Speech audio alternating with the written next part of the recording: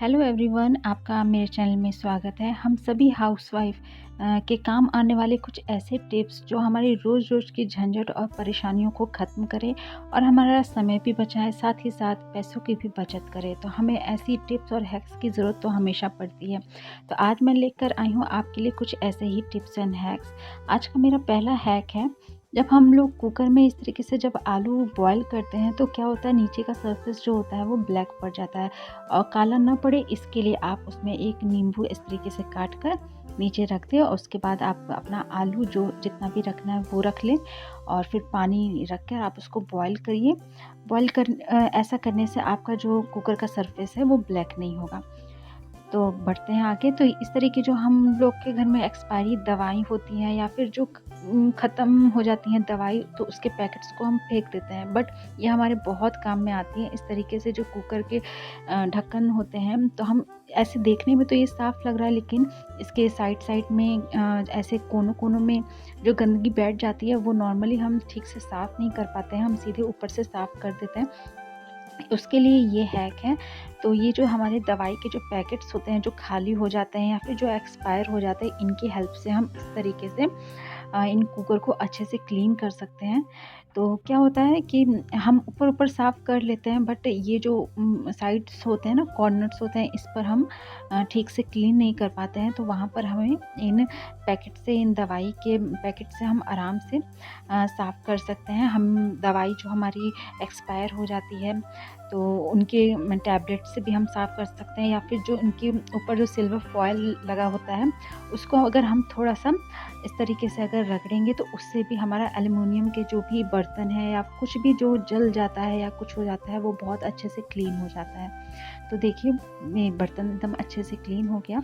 तो आज का हमारा अगला हैक है, इस तरीके से जो हम पैकेट्स लाते हैं तो हम ज़रूरी तो नहीं है कि हर बार हम जो पैकेट में है पूरा उसको कंटेनर में हम उसको रख लें।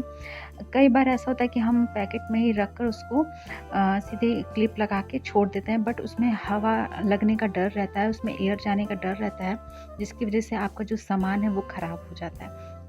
तो उसके लिए मैं हैक लेकर आई हूँ। इस तरीके से आपको एक चाकू लेना है और फिर उसको गरम कर लेना है। गैस पर आप अच्छे से गरम कर लें उसको। सावधानी से आप ये ज़रूर करिएगा। उसके बाद इस तरीके से पैकेट का मुँह आप बंद करके उसके ऊपर इस तरीके से चाकू रख कर आप जो पैकेट का दोनों सिरा है उसको आप अच्छे से उसको चिपका दें। तो ये आपका बिल्कुल मार्केट में जैसे सील पैकेट मिलता है, बिल्कुल उस तरह का ये सील पैकेट बन जाएगा। तो आपको ज़रूरी नहीं है कि आप हर सामान को कंटेनर में आप पलट कर रखें। आप इस तरीके से भी पैकेट के में यूज़ करके फिर उसको इस तरीके से सील करके आप अपना रिज़र्व कर सकते हैं। और ये आप में इसमें हवा भी नहीं लगेगा और कोई एयर भी नहीं जाएगी, तो आपका जो सामान है वो भी ख़राब होने का डर नहीं रहेगा। तो ये हैक आपको कैसा लगा प्लीज़ कमेंट में ज़रूर बताइएगा और मेरे वीडियोज़ को ज़रूर लाइक कर दीजिएगा। चैनल पे न्यू है तो सब्सक्राइब भी कर दीजिएगा। अक्सर हम गृहिणियों के लिए किचन में सबसे बड़ी प्रॉब्लम होती है इस प्याज को कट करना। तो कट करने में तो हम लोग के आंसू तो ज़रूर निकलते हैं, हम सबके साथ ये प्रॉब्लम होती है। तो बट इसके लिए मेरे पास एक सॉल्यूशन है। आप प्याज काटने से पहले आप उसको 10 मिनट के लिए इस तरीके से पानी में आप रख दें और उसके बाद आपका जो भी वेजिटेबल काटना है या कोई और भी 2-4 काम है वो आप कर लें। एंड उसके बाद आप इन प्याज को छिलकों को प्याज को हटाएँ, छीलें।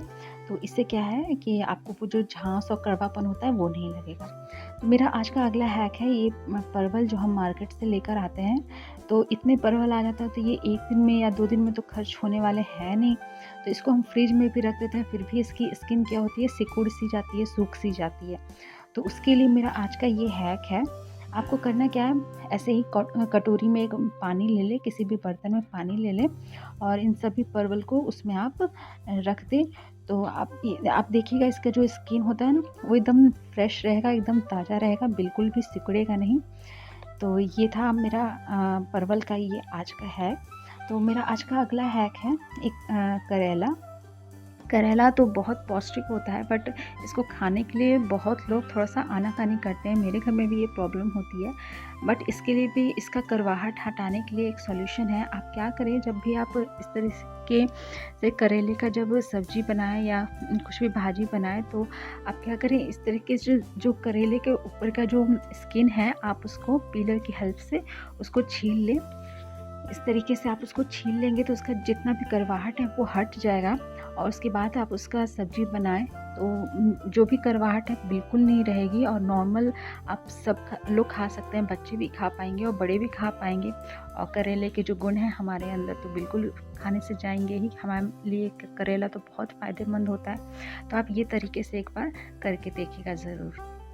हम लोग जब इस तरीके से मिर्ची जब काटते हैं तो क्या होता है, बहुत बार ऐसा होता है कि हमारे फिंगर्स जलने लगते हैं, थोड़ा-सा उसमें तीखापन जो उसका होता है उसकी वजह से थोड़ा-सा जलन होने लगती है हाथ में।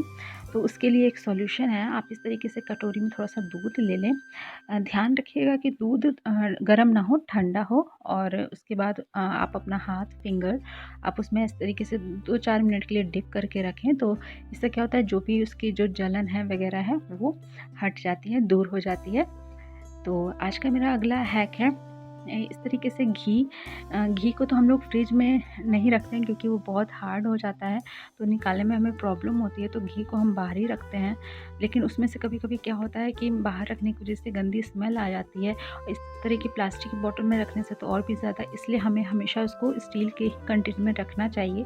लेकिन अगर फिर भी आपने इस तरीके के प्लास्टिक के बॉटल में रखा है और उसमें से गंदी स्मेल आ रही है, तो आपको कुछ नहीं, बस इस तरीके से लौंग 2-4 लौंग लेकर उसमें आप रख दें, तो उसमें जो भी स्मेल आ रही होगी वो आपकी हट जाएगी, ख़त्म हो जाएगी।